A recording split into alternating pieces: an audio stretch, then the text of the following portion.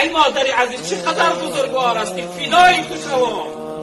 ای کاش که این جانی من 1000 جان میشد، فدای تو میکردم. ای مادر بسیار بزرگوار هستی.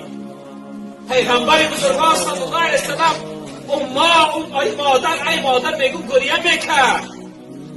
صحابه روایت میکنه میگه وقتی همراهی پیغمبر بزرگوار بالای قبر مادرش رفته و چنان گریه کرد که رخسارهای مبارک تر شدن، دامانی مبارک تر، حتی زمین از آبی دیده پیغمبر بزرگوار تر شد.